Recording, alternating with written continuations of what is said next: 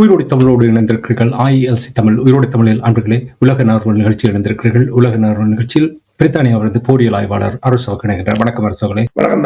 அனைத்து உலக தமிழ் உறவுகளுக்கு அன்பு வணக்கம். தொடர்ந்து நாங்கள் உலக நார்வல் நிகழ்ச்சியில் தாக்குதல்கள் நடைபெறாவிட்டாலும் தொடர்ந்தும் பதட்ட நிலை இருப்பதை அவதானிக்கக்கூடிய இருக்கின்றது. திங்கட்கிழமை முதல் ஈரானின் அனைத்து துறைமுகங்களையும் முற்றுகையிடப் போவதாக அமெரிக்கா ராணுவம் எச்சரித்திருக்கின்றது. இது சாத்தியமா? இந்த நிலை எவ்வாறு இருக்கின்றது என்று கூறுவீர்களா? இன்று மதியம் 2 மணி GMT டைம், ஈஸ்டர்ன் டைம் காலை 10 மணியிலிருந்து அமெரிக்கா இந்த ஹோர்முஸ் நீரிணைக்குள்ளால் வருகின்ற கப்பல்கள் அல்லது ஈரான் துறைமுகத்துக்கு செல்கின்ற கப்பல்களை மீதான, அதாவது ஈரான் மீதான ஒரு முற்றுகையை ஆரம்பிக்க போவதாக தெரிவித்திருக்கின்றது. அதாவது இந்த ஈரான் துறைமுகம் அல்லாத துறைமுகங்களுக்கு போகிற கப்பல்கள் அல்ல, ஈரான் துறைமுகங்களுக்கு போகின்ற கப்பல்களை முற்றுகையிடப் போவதாக தெரிவித்திருக்கிறது.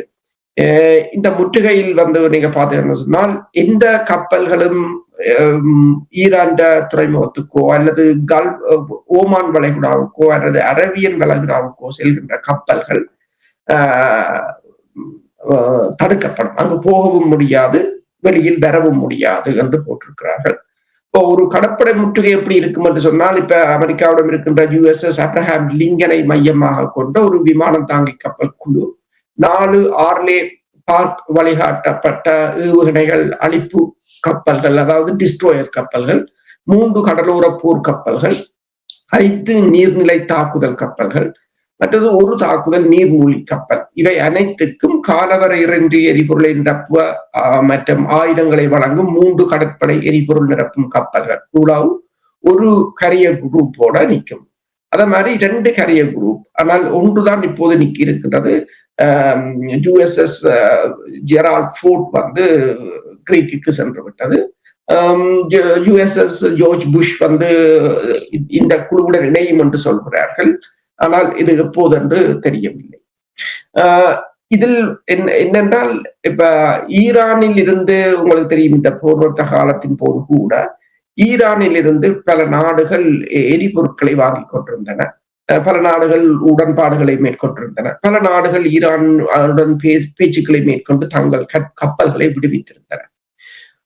அந்த நடவடிக்கையை அமெரிக்கா முடக்கப் போகிறது என்ற ஒரு நிலைதான் இப்போது ஏற்பட்டிருக்கிறது. ஆனால் இது எவ்வளவு தூரம் சாத்தியப்படும் என்றது ஒரு புறம் இருக்க, இதனால் உலக நாடுகள் மிக பாரிய ஒரு நெருக்கடியை சந்திக்கக்கூடிய ஒரு நிலையாகத்தான் இருக்கும். ஏனென்று சொன்னால், ஏற்கனவே ஒரு மட்டுப்படுத்தப்பட்ட அளவில் இந்த ஜலசந்தி மூடுவதற்கு முதல் ஒரு நாளைக்கு 138 தொடக்கம் 140 கப்பல்கள் அங்கிருந்து அந்த நீரிணையூடாக வெளியே வந்து கொண்டிருந்தன இந்த போருக்கு முதல். இப்போது அது ஒரு 1, 2, 3 கப்பல்கள், 4 கப்பல்களை ஈரான் அது விடுவதைத்தான் பார்க்கக்கூடியதாக இருந்தது. ஆனால் இந்த நிலையில் நீங்கள் பார்த்தீர்கள் என்று சொன்னால், இது ஏற்கனவே இருக்கின்ற கொஞ்ச விநியோக வழியையும் மூடுவதாகத்தான் இருக்கு. அமெரிக்கா இந்த நடவடிக்கையில் உள்ளே போகும் அல்லது ஹார்முஸ் நீரிணையின் உள்ளே செல்லுமா என்றால் அது முடியாத காரியம். ஏனென்றால் ஈரான் ஏவுகணைகள், இல்லாத தாக்குதல் விமானங்களின் தாக்குதலுக்கு அவர்கள் சிக்கலாம். ஆகவே இவர்கள் அனைத்துலக கடல் பரப்பில் நின்று கொண்டு இந்த ஈரானுக்கு செல்லுகின்ற, ஈரானிலிருந்து வெளிவருகின்ற கப்பல்களை முடக்குவதற்கான ஒரு முயற்சியை மேற்கொள்ள போகிறார்கள். அமெரிக்காவுடைய நடவடிக்கையை பார்த்தால் ஒரு குறிப்பிட்ட நாடுகளை குறிவைத்துத்தான் இந்த நடவடிக்கை எடுப்பது போல் தெரிகின்றது. குறிப்பாக உங்களுக்கு தெரியும், சீனா மீது அவர்கள் அதிருப்தி இருக்கின்றார்கள் என்றால் ஆயுதம் கொடுத்தது என்று. இனி போர் ஆரம்பித்த நாளிலிருந்து இதுவரையில் சீனாவுடைய எண்ணெய் அந்த ஹார்முஸ் நீரிணையூடாக தொடர்ந்து சீனாவுக்கு சென்று கொண்டிருக்கின்றது. அப்ப இதை முடக்குவதற்காக, அவர்கள் மீது அழுத்தம் போடுவதற்காக இனி வேறு சில நாடுகளும் கூட சென்றார்கள். அப்படின்னா எவ்வாறு அமெரிக்கா அந்த கப்பல்களை தடுத்து நிறுத்த முடியும்? இதுல மிகப்பெரிய ஒரு சிக்கல் இருக்கின்றது என்று சொன்னால், அமெரிக்காவை பொறுத்தவரையில் அமெரிக்காவின் கடற்படை வளங்கள் மிகவும் மட்டுப்படுத்தப்பட்ட அளவில் தான் இருக்கின்றன. அதன் இயங்கு நிலையும் மிகவும் மட்டுப்படுத்தப்பட்ட நிலையில் தான் இருக்கின்றன. இது உலகத்திட்ட பொருளாதாரத்தை மிக கடுமையாக பாதிக்கக்கூடியதாக இருக்கும். ஒன்று. அப்ப உலக நாடுகளின் எதிர்ப்பைத்தான் அதிக அளவில் சம்பாதிக்க வேண்டி பெறும். இப்போது ஸ்பெயின் இந்த நிலைமை மேலும் மேலும் இந்த ஹார்மோஸ் நீர்நிலை தொடர்பான விவகாரம் மேலும் மேலும் இறுகிக் கொண்டு வரும் போது பல நாடுகள் இப்போது சீனாவை நோக்கி ஓடத் தொடங்கி இருக்கின்றன. ஐரோப்பிய நாடுகள் இந்த போரை ஏதாவது ஒரு வழியில் முடிவுக்கு கொண்டு வருவதற்கு சீனாவின் உதவியை நாடுவதற்கு. ஸ்பெயின் பிரதமர் கூட பெட்ரோ சான்செஸ் அவர் கூட இப்போது சீனாவில் தான் இருக்கின்றார். அப்போது சீனாவிடம் அவருக்கு இருக்கிறதும் இப்போது இந்த போரை நிறுத்துவதற்கு சீனாவின் உதவிகளை கேட்டிருக்கின்றார். அதே போல பல ஐரோப்பிய நாடுகளும் இப்போது சீனாவின் உதவியை தன் நாட முற்பட்டிருக்கின்றன. அதே சமயம் மெலனி அதாவது இத்தாலியின் பிரதமர் இந்த வாரம் அடுத்த மாதம் அல்லது இந்த மாதம் ஈரானுக்கு செல்லலாம் என்று கூட கூறப்படுகிறது. தென்கொரியாவின் பிரதிநிதி ஈரானுக்கு செல்ல உள்ளதாகவும் பேச்சுவார்த்தைகள் நடத்துவதற்கு. ஜப்பான் கூறியிருக்கின்றது தான் யுவானில் இதை நிதியை செலுத்துவதற்கு தாங்கள் தயாராக இருப்பதாகவும், தங்களுக்கு அதாவது எரிபொருட்கள் தான் அவர்களுக்கு முக்கியமானது என்றது. அப்ப இந்த அமெரிக்காவின் முற்றுகை என்பது ஏற்கனவே போரில் இவர்களால் ஈரானை வெற்றி பெற முடியவில்லை. ஆனால் ஒரு முற்றுகையை இப்ப வெனிசுலாவின் முற்றுகை வேறுபட்டது. வெனிசுலா தாக்குதலையே நடத்தவில்லை. அமெரிக்கா முற்றுகையிட்டு இருந்தது, வெனிசுலா எந்தவித தாக்குதல்களையும் நடத்தவில்லை. இங்கு நிலைமை அப்படி அல்ல. இவர்கள் எத்தனையோ அமெரிக்காவின் போர் விமானங்கள் தளங்களை எல்லாம் அளித்திருக்கிறார்கள். அப்ப தாக்கும் திறன் மிகவும் அதிகமாகவே இருக்கின்றது. இப்ப இந்த முற்றுகையில் இப்போது ஈரான் துறைமுகங்களுக்கு துறைமுகங்கள் வருகின்ற கப்பல்களை தடுப்பதுன்றது இதுவரை காலம் என்ன நடந்தது என்று சொன்னால், இப்ப கடந்த ஒரு வாரத்தில் ஈரான் 150 மில்லியன் பேரல்கள் எண்ணெய்களை விற்பனை செய்திருப்பதாக கூறப்படுகிறது. அந்த எண்ணெய்கள் எங்கு போகிறது என்று சொன்னால் சீனாவுக்கு போகிறது, மற்றது பிலிப்பைன்ஸ், மற்றது வெவ்வேறு ஈரானுக்கு ஆதரவான நாடுகளுக்கு போகின்றது, மலேசியா போன்ற நாடுகளுக்கு. அப்ப இதனை கட்டுப்படுத்துவதற்கு, அது மட்டுமல்லாது திரும்பி அந்த கப்பல்கள் போகும்போது அதில் ஈரானுக்குரிய ஆயுதங்கள் போவதாக இப்போது கூறப்படுகின்றது. அதை இந்த CNN அமெரிக்க ஊடகங்கள் போட்டிருக்கின்றது. அப்ப அதில் நீங்க பாத்தீங்கன்னா சொன்னால் FN-6 வகை தோளில் இருந்து வரக்கூடிய ஏவுகணைகள், இந்த ஏவுகணைகள் இந்த பேச்சுவார்த்தை முறிவடைந்தால் அமெரிக்கா இந்த தீவுகளை கைப்பற்றி ஹார்மூஸ் நீரிணையை மூட முயற்சிக்கலாம், அதை இந்த தரையிறக்கத்தை முறியடிப்பதற்காக. அப்ப இந்த பேச்சுவார்த்தைக்கு ஈரானை தள்ளியது சீனா என்று அமெரிக்கா இப்போது சந்தேகப்படுகிறது. ஏனென்று சொன்னால் சீனா இந்த 2 வார காலத்துக்கு இந்த பேச்சுவார்த்தையை பயன்படுத்தி அங்கிருந்து பெருமளவான எரிபொருட்களை இங்கு வாங்குவது மட்டுமல்லாது ஈரானுக்கு பெருமளவான ஆயுதங்களை விநியோகம் செய்யவும் சீனா முற்பட்டிருப்பதாக இப்போது அமெரிக்கா சந்தேகப்படுகிறது. முற்றுகையை மேற்கொள்ள முற்பட்டிருக்கிறார்கள். ஆனால் முற்றுகையை எவ்வளவு தூரத்துக்கு சாத்தியமானது, இது எல்லா நாடுகளையும் பாதிக்கும் என்பதால் இதை அதாவது இன்று ஆரம்பித்த பிறகுதான் இதன் போக்கு எவ்வாறு இருக்க போகிறது என்று தெரிய போகும். இதே நேரத்தில் ஆஸ்திரேலியாவில் நியூ சவுத் வேல் இருக்கின்ற பேராசிரியர் ஒருவர் இந்த முற்றுகை தொடர்பாக கருத்து கூறுகிறார். அவர் துறைசார் நிபுணராக இருக்கின்றார். அவர் என்ன கருத்து கூறினார் என்று கூறுவீர்கள்? அதாவது ஹார்மூஸ் நீரிணையில் பயணிக்க முயற்சிக்கின்ற கப்பல்கள் நிறுவனங்களுக்கு என்ன உறுதிமொழிகள் தேவை என்ற ஒரு பிரச்சனை இருக்கின்றது. ஏனென்று சொன்னால் இப்ப அவர் கூறியிருக்கின்ற, அதாவது சவுத் வேல், ஆஸ்திரேலியாவின் நியூ சவுத் வேல் பல்கலைக்கழகத்தின் கடல்சார் மற்றும் சட்டம் மற்றும் பாதுகாப்பு நிபுணரான ஜெனிஃபர் பார்க்கர் இது தொடர்பாக சில கருத்துக்களை தெரிவித்திருக்கின்றார். ஹார்மூஸ் நீரிணையின் அமெரிக்கா முற்றுகையிடுவது குறித்து தான் அவர் கருத்து தெரிவித்திருக்கின்றார். அதனால் அந்த கப்பல்களுக்கு என்ன பிரச்சனை அல்லது அவர் கூறுகிறார் என்றால், அதாவது இதுவரையில் அந்த நீரிணை மூடப்படவில்லை. அங்கு என்ன பிரச்சனை என்றால் ஆபத்து அதிகம் என்பதால் தான் கப்பல்கள் செல்ல பயணிக்கின்றன. இந்த ஜலசந்தியில் அமெரிக்க கடற்படை இருப்பதை உலக நாடுகள் அல்லது கப்பல் நிறுவனங்கள் சில சமயங்களில் வரவேற்கக்கூடும். ஆனால் அந்த நீர்வழியை கடக்க முயற்சிப்பதற்கு முன்னர் அவர்களுக்கு மேலும் உறுதிமொழிகள் தேவை. நீரிணை மூடப்பட்டிருப்பதால் கப்பல்கள் அதன் வழியாக செல்லவில்லை. என்பது தவறு. மாறாக அது மிக ஆபத்தானது என்பதால் தான் கப்பல்கள் அங்கு செல்லவில்லை. கப்பல்கள் ஜலசந்தியாக, அதாவது நீரிணையினூடாக செல்ல ஊக்குவிக்க வேண்டும் என்று, அவ்வாறு செய்வது என்று சொன்னால் அவற்றுக்கான பாதுகாப்புகளை வழங்க வேண்டும். அமெரிக்கா அந்த பாதுகாப்புக்கு உறுதியளிக்க வேண்டும் என்று அவர் கூறியிருக்கின்றார். ஆனால் அந்த நீர்நிலையில் கன்னிவெடிகள் இல்லை என்ற அனுமதியை பெறுவதற்கும் உறுதிமொழிகளை அளிப்பதற்கும் என்ன உத்தரவாதம் அமெரிக்காவிடம் இருக்கின்றது என்றதும் கேள்விக்குறியாக இருக்கின்றது.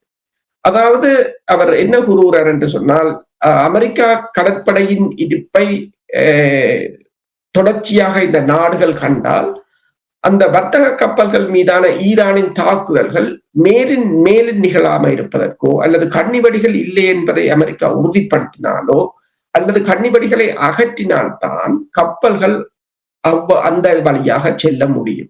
இல்லை என்று சொன்னால் அந்த கப்பல்கள் அந்த வழியாக செல்ல முடியாது என்று அவர் கூறியிருக்கின்றார். என்னென்று சொன்னால், அமெரிக்கா கடற்படை கப்பல் மட்டும் அங்கு இருப்பது பிரச்சனை இல்லை. ஆனால் அந்த கப்பல்களுக்கான உறுதிமொழிகள் வேண்டும். ஏனென்று சொன்னால், காப்புறுதி நிறுவனங்கள் அந்த கப்பல்கள் பாதுகாப்பான பாதையால் செல்கின்றன என்றால் தான் அந்த காப்புறுதியை அவர்கள் வழங்குவார்கள். இல்லை என்று சொன்னால் அவர்கள் வழங்கப் போவதில்லை என்று அவர் கூறியிருக்கிறார். இதே நேரத்தில் அரசுகளை இப்பொழுது வருகின்ற செய்திகளை பார்க்கும் பொழுது, அமெரிக்கா என்ன காரணத்துக்காக அவசரமாக போர் நிறுத்தத்தை கொண்டு வந்திருக்கின்ற என்ற சில ஆய்வுகள், தகவல்கள் வெளிவந்திருக்கின்றது. அது தொடர்பாக உறவுகளுக்கு கூறுவீர்களா? அமெரிக்காவின் பிரித்தானியாவில் இருக்கின்ற சிந்தனை பள்ளி ஒன்று அண்மையில் வெளியிட்ட தகவல்களை மேற்கோள் காட்டி கூறியிருக்கிறார்கள். இந்த 40 நாள் போரில் ஏற்பட்ட இழப்புகள், இரண்டாவது அமெரிக்காவின் விமானங்கள் சுட்டு வீழ்த்தப்பட்டதால் ஆழமான பகுதிகளுக்கு சென்று குண்டு வீசுவதற்கு அமெரிக்க விமானங்கள் அஞ்சுவது, வெளியில் இருந்து ஈரான் ஆழமான பகுதிகளுக்கு ஏவப்படும் நீண்ட தூர ஏவுகணைகளுக்கான பற்றாக்குறை என்பன மிக முக்கிய காரணங்களாக இருந்தன. அடுத்ததாக இஸ்ரேலின் பாதுகாப்பில் பலத்த பின்னடைவை சந்தித்ததாகவும், ஆரம்பத்தில் 3 விகிதமான ஏவுகணைகள், ஈரான் ஏவுகணைகளால் இல்லாத தாக்குதல் விமானங்கள் தான் வீழ்ந்து வெடிக்கக்கூடியதாக இருந்ததாகவும், மிச்சவற்றை தங்களால் தடுக்கக்கூடியதாக இருந்ததாகவும், பின்னர் படிப்படியாக அது 27 விகிதமான ஏவுகணைகள், அதாவது 4 ஏவுகணைகளில் கிட்டத்தட்ட 30 வீதம், 1/3 பங்கு ஏவுகணைகள் வீழ்ந்து வெடிக்கக்கூடிய ஒரு சந்தர்ப்பங்கள் அங்கு ஏற்பட்டிருப்பதாகவும் அது கூறப்படுகின்றது. அப்படி என்று சொன்னால் அவர்கள் ஏன் இந்த நிலைமை என்று சொன்னால், அவர்கள் கூறியிருக்கிறார்கள், இஸ்ரேலின் அயன் டோம் எனப்படுகின்ற அந்த பாதுகாப்பு வளையத்தின் ஏவுகணைகளான டேவிட் ஸ்லிங் ஏவுகணை 6ஆம் தேதி ஏப்ரல் மாதத்துடன் அதன் கையிருப்பு முடிந்து விட்டது என்று சொல்லி, அரோ ரக ஏவுகணைகள், அது கிட்டத்தட்ட அது நீண்ட தூர பாலிஸ்டிக் ஏவுகணைகளை தடுக்கக்கூடிய சக்தியை கொண்டவை, அவை 27ஆம் தேதி மார்ச் மாதத்துடன் கையிருப்பு முடிந்து விட்டன என்று. டாட் ஏவுகணைகள் 3ஆம் தேதி ஏப்ரல் மாதத்துடன் முடிந்து விட்டன என்று சொல்லி, ப்ளூ ஸ்பரோ ஏவுகணைகள் 5ஆம் தேதி ஏப்ரல் மாதத்துடன் முடிந்து விட்டன என்று சொல்லியும், ராபிட் ஆக்ஷன் ஏவுகணைகள் 9ஆம் தேதி ஏப்ரலுடன் முடிந்து விட்டன என்று சொல்லியும் அவர்கள் கூறியிருக்கிறார்கள். அமெரிக்காவின் வான்படையின் இழப்பு, தரை தாக்குதலில் அவர்கள் கண்ட தோல்வி, மற்றது இந்த ஏவுகணைகள், இன்டர்செப்டர் ஏவுகணைகளில் ஏற்பட்டிருக்கின்ற பற்றாக்குறைகள் காரணமாக தங்கள் பாதுகாப்பை கருதி, இஸ்ரேலின் பாதுகாப்பையும் அமெரிக்காவின் பாதுகாப்புகளையும் கருதித்தான் இந்த போர் நிறுத்தத்தை அவர்கள் அவசரமாக இந்த போர் நிறுத்தத்திற்கு இணங்கியதாக தெரிவிக்கப்படுகிறது. அதே சமயம் வால் ஸ்ட்ரீட் ஜேர்னல் கூறுகிறது, இந்த போர் நிறுத்தம் முடிவுக்கு வந்தால் கூட அமெரிக்காவால் ஒரு மட்டுப்படுத்தப்பட்ட தாக்குதல்களை மட்டும்தான் மேற்கொள்ள முடியும் என்று கூறியிருக்கிறார்கள். சவால்கள் நிறைய அமெரிக்காவுக்கு இருக்கின்றது என்பதை நீங்கள் கூறுகின்ற விடயங்களை பார்த்து உணரக்கூடிய இருக்கின்றது.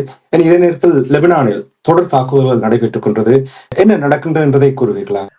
லெபனானில் இஸ்ரேல் தொடர்ச்சியாக தாக்குதல்களை நடத்தி கொண்டிருக்கின்றது. அதற்குரிய அதில் நீங்க பார்த்தீங்கன்னா தெற்கு லெபனான் பகுதியில் குண்டுகள் வீசப்பட்டிருக்கின்றன. இன்றும் அங்கு 4 பேர் கொல்லப்பட்டிருப்பதாக கூறப்படுகின்றது. லெபனான் இராணுவத்தினரிலும் தாக்கப்பட்டிருக்கிறார்கள். லெபனான் இராணுவத்தைச் சேர்ந்த ஒருவர் காயமடைந்து இறந்திருப்பதாக கூறப்படுகின்றது. அதே சமயம் இந்த கலிலி பகுதி மீது ஹிஸ்புல்லாக்கள் ட்ரோன்களை ஏவியதாகவும் கூறப்படுகின்றது. போட்டிருக்கின்றது. இஸ்ரேலின் பல பகுதிகள் மீது ஏவுகணைகளும் வீழ்ந்து படித்த ஹிஸ்புல்லாக்களின் ராக்கெட்டுகள் மற்றும் ஏவுகணைகளும் வீழ்ந்து படித்திருப்பதாகவும் கூறப்படுகின்றது. இஸ்ரேலின்றையோ அல்லது அமெரிக்காவின்றையோ இழப்புகள் வெளியில் தெரிவதில்லை, அவர்கள் அதனை கூறுவதும் இல்லை. ஆனால் இப்ப நீங்க பார்க்கலாம், நேற்று சவுத் லெபனான் பகுதியில், அதாவது தற்போது இஸ்ரேலிய இராணுவத்தினர் நகர்ந்திருக்கின்ற பகுதிகளுக்கு இஸ்ரேலிய பிரதமர் பெஞ்சமின் நெத்தனியாகு, பாதுகாப்பு அமைச்சர் மற்றும் படைகளின் பிரதானி ஆகியோர் அங்கு சென்றதாகவும், அந்த படையினரின் மனநிலையை உயர்த்துவதற்காக அவர்கள் அந்த பயணம் செய்ததாகவும் அதனை ஒரு காணொளி மூலம் அவர்கள் போட்டிருந்தார்கள்.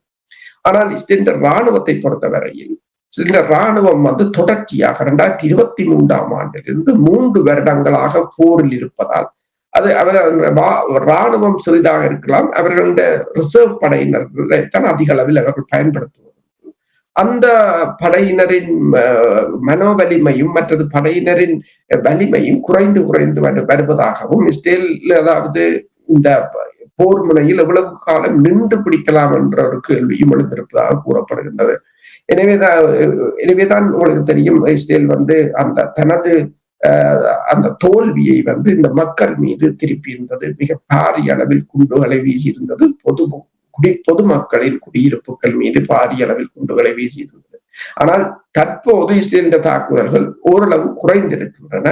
இருந்தாலும் லெபனான் களமுனை தொடர்ச்சியாக போர் முறையாகத்தான் இருக்கின்றது. அதுவும் இந்த போர் நிறுத்தத்தின் பேச்சுக்கள் முறிவுக்கு ஒரு முக்கிய காரணமாக அமைந்திருந்தது நாங்கள் குறிப்பிடலாம். இவ்வாறு இந்த நிலைமைகள் இருக்கின்ற நேரத்தில் நிறைவாக அமெரிக்கா ஹாமூஸ் முற்றுகையிட போகின்றது என்று சொன்னால், இன்னும் 10 நாட்கள் இருக்கின்றது போர் நிறுத்தம். மீண்டும் தாக்குவதற்கான வாய்ப்புகள் இருக்கின்றது. அமெரிக்கா, இப்ப உங்களுக்கு தெரியும், அமெரிக்கா சொல்லுவதொன்று செய்வதொன்று. கடைசி கட்ட தாக்குதலை மேற்கொண்டு அங்கிருந்து விலகி செல்வதற்கான ஒரு முயற்சி எடுக்கப்படலாமா? அதாவது இறுதிக்கட்டம் என்று சொன்னால், ஈரானை பொறுத்தவரையில் எல்லா விதத்திலும் ஈரான் அதற்கு தயாராக இருப்பதாகத்தான் கூறப்படுகிறது. தெஹ்ரான் பல்கலைக்கழகத்தின் வேர்ல்ட் ஸ்டடீஸ் என்று சொல்கிறது உலக கற்கைகள் நிறுவனத்தின் பேராசிரியர் சொரேஸ் ஹரஸ்மி அவர் ஒன்றை கூறியிருக்கின்றார். அதாவது அமெரிக்கா தனது பலத்தை, இப்போது கடற்படை பலத்தை ஓவர் எஸ்டிமேட் பண்ணிக்கிறது, மிகவும் உயர்வாக நினைத்திருக்கிறது உள்ளதை விட என்று சொல்லியும், இந்த முடக்க நிலை கூட அங்கு சாத்தியமற்றதென்றும் கூறியிருக்கின்றார். கடந்த வாரம் மட்டும் ஈரான் 150 மில்லியன் பேரல் எண்ணெய்களை விற்றிருக்கின்றது. அது அமெரிக்காவுக்கு மிகப்பெரிய ஒரு பாதகமான சூழ்நிலை. அதனை கருத்தில் கொண்டுதான் இந்த முற்றுகையை ஆரம்பித்திருக்கிறார்கள் என்று சொல்லியும், ஆனால் இந்த பெட்ரோல் யுவான் என்ற உடன்பாடு இப்ப ஜப்பான் கூட கூறியிருக்கின்றது, நாங்கள் யுவானில் பே பண்ணுவதற்கு தயாராக இருக்கிறோம் என்று சொல்லி. அப்ப பெட்ரோல் யுவான் உடன்பாடு அமெரிக்காண்ட பெட்ரோல் டாலரை கடுமையாக பாதிக்கலாம் என்ற அச்சம் அவர்களிடம் குடிகொண்டிருப்பதாக கூறப்படுகின்றது. எரிபொருள் விலை, இந்த அமெரிக்காவின் இந்த நடவடிக்கையை தொடர்ந்து எரிபொருள் விலை இப்போது எண்ணெய் விலை $103 உயர்ந்திருக்கின்றது. ஆசியாவின் பங்கு சந்தையும் கடுமையாக வீழ்ச்சி அடைந்திருப்பதாக கூறப்படுகின்றது. இப்ப இதற்கு மாற்றீடாக, அதாவது இந்த ஹார்முஸ் நீரிணை இப்போதைக்கு எந்தவித பாவனைக்கும் சரிபாராது என்ற நிலைக்கு பல நாடுகள் போயிருப்பதாகவும் கூறப்படுகின்றது. சவுதி அரேபியா ஈஸ்ட் வெஸ்ட் பைப் லைனை முதன்மைப்படுத்த வடிக்கின்றிருக்கிறார். அவர்களால் ஒரு நாளைக்கு 7 மில்லியன் பேரல்களை கொண்டு செல்லலாம். அதே நேரம் மனிஃபா ஒயில் கோட்டையும் அது பலப்படுத்துகின்றது. ஒரு நாளைக்கு 3 லட்சம் பேரல்களை அதனால் கொண்டு செல்லலாம். பப் அல் மெண்டே பகுதி, செங்கடல் பகுதியினூடான போக்குவரத்தையும் பல நாடுகள் யோசித்திருப்பதாக கூறப்படுகிறது. ஆனால் இவை அனைத்தும் ஈரானின் ஏவுகணை வீச்சுக்கு தான் இருக்கின்றன. ட்ரம்பின் இந்த கடல் முற்றுகைக்கு ஐரோப்பிய நாடுகளை கேட்டிருக்கிறார், கப்பல்களை அனுப்பும்படி கேட்டிருக்கிறார். ஆனால் ஐரோப்பிய கப்பல்கள் இதற்கு உதவ முடியுமா என்றால், இப்ப ரஷ்யாவின் நீர்மூழ்கி கப்பல்கள் பிரித்தானியாவின் கடலடி கேபிள்கள் மற்றும் குழாய்களை இரகசியமாக ஆய்வு செய்து வருவதாக பிரித்தானியாவின் பாதுகாப்பு செயலாளர் கடந்த வாரம் உறுதிப்படுத்தி இருப்பதாக இந்த டெலிகிராப் பத்திரிகை போட்டிருக்கிறது. அதே நேரத்தில் ஏன் பிரித்தானியாவால் இந்த வளைகுடாவுக்கு ஒரு போர்க்கப்பலை கூட அனுப்ப முடியவில்லை என்பதையும் அது சொல்லி இருக்கின்றது. ஏனென்று சொன்னால் அதாவது 1980களில் ராயல் நேவியிடம் கடற்படையிடம் 56 போர்க்கப்பல்கள் மற்றும் போர்க்கப்பல்கள் இருந்ததாகவும் அதனிடம் தற்போது 13 கப்பல்களே இருக்கிறது என்று சொல்லியும் பிரித்தானியா ஒரு போருக்கு குறைந்தபட்சம் தயாராக வேண்டும் என்று சொன்னால் 22 கப்பல்களாவது குறைந்தது தேவை என்று சொல்லியும், ஆனால் இப்போது இருக்கின்ற 13 கப்பல்களே இருக்கின்றன. அந்த கப்பல்களை வைத்துக் கொண்டு எதுவும் செய்ய முடியாது என்று சொல்லியும், அதாவது ஒரே ஒரு கப்பலான HMS டிராகனை கிரீஸுக்கு அனுப்பியிருந்தது. ஆனால் அதுவும் இப்போது சேதமடைந்தோ அல்லது பழுதடைந்தோ திரும்ப வந்து விட்டது என்றும் அவர்கள் கூறியிருக்கிறார்கள். பிரித்தானியாவின் நிலைமை இவ்வாறுதான் இருக்கின்றது. பிரான்ஸ் பொறுத்தவரையில் பிரான்ஸ் இரகசியமாக இந்த தாக்குதலுக்கு உதவி வருவதாக நேற்றைய செய்தி ஒன்று வெளியிட்டிருந்தது. பிரான்சின் ரஃபேல் விமானம் தனது மைக்கா ரக ஏவுகணைகளால் இந்த ஈரான் சாஹித் விமானங்களை சுட்டு வீழ்த்தியதாகவும் உலங்கு வானூர்திகளையும் அனுப்பி அதன் 30mm கலிபர் கனன் துப்பாக்கிகளால் சுட்டதாகவும் கூறப்படுகிறது. ஆனால் இவை எல்லாம் மட்டுப்படுத்தப்பட்ட அளவில் தான் பயன்பாட்டில் உள்ளன. இந்த கப்பல்கள் எல்லாம் வளைகுடாவுக்கு செல்லுமாக இருந்தால் அது என்ன பாதிப்பை கொண்டு வரும் என்று சொன்னால், அத்லாந்திக் பகுதியில் ரஷ்யாவின் ஆதிக்கம் மிக அதிகரிக்கும் என்றும் இப்போது இந்த ஐரோப்பிய நாடுகள் கூறியிருக்கின்றன. இப்ப களமுனைகள் பல உக்ரைன் களமுனை கூட அப்படியேதான் இருக்கின்றன. அது போர் முடிந்து விடவில்லை. இப்ப ஒரு இடத்திலிருந்து இன்னொரு இடத்துக்கு இவர்களால் படைகளை கூட நகர்த்த முடியாத நிலையாக இருக்கின்றது. இப்ப இந்த நிலையில் அமெரிக்கா தன்னிடம் இருக்கின்ற எஞ்சிய ஆயுதங்களையும் பயன்படுத்தினால் இந்த தாய்வான் சீன பிரச்சனை அல்லது உக்ரைன் பிரச்சனை எல்லாவற்றிலும் இருந்து அமெரிக்கா வெளியேற வேண்டிய ஒரு இக்கட்டான நிலை ஏற்படும் என்றுதான் கூறுகிறார்கள். அதைத்தான் சீனாவும் விரும்புவதாக இந்த ஈரான் களமுனையில் வைத்து அமெரிக்காவின் பலத்தை ஒடுக்குவதற்கு சீனா முயற்சிப்பதாக கூறப்படுகிறது. சிறப்பு மிகவும் தெளிவான ஒரு பார்வை. நன்றி அரசர்களே. இப்ப நீங்கள் பிரான்ஸ் தொடர்பாக கூறும் பொழுது பின்புலத்திலிருந்து எவ்வாறு செயல்படுகிறார்கள் என்ற விடயங்கள் தெளிவாக இங்கே இப்பொழுது மெதுவாக வெளிவருந்து கொண்டிருக்கின்றது. இன்று இந்த தகவலை திரட்டி அன்பர்களுக்கு எடுத்து வந்தமைக்காக அன்பர்கள் சார்பாக நன்றி கூறிக்கொண்டு மீண்டும் இன்னும் ஒரு நிகழ்ச்சி இணைந்திருக்கும். அதுவரைக்கும் நன்றி, வணக்கம். நன்றி, வணக்கம். எமது பார்வையாளர்களுக்கு வணக்கம். மக்களின் குரலாய் ஓங்கி ஒலிக்கும் இலக்கு மின்னிதழ் மற்றும் உயிரோடை தமிழ் வானொலி ஆகிய இவ்விரு ஊடகங்களும் உங்களைப் போன்ற எமது நேயர்கள் நண்பர்களின் ஆதரவிலேயே இயங்கி வருகின்றன. மிக குறைந்த வளங்களுடன் பல இடர்கள் மற்றும் தடைகளை தாண்டி பயணிக்கும் எமது ஊடகங்களின் பணிகள் மேலும் வளர உங்களால் முடிந்த நிதியுதவியை வழங்கி இன்னும் காத்திரமான செயற்பாடுகளை முன்னெடுக்க உதவுமாறு மிகவும் பணிவன்புடன் வேண்டி நிற்கின்றோம். உங்கள் பங்களிப்பு உங்களின் உரிமை குரலாய் ஓங்கி ஒலிக்கும். நன்றி.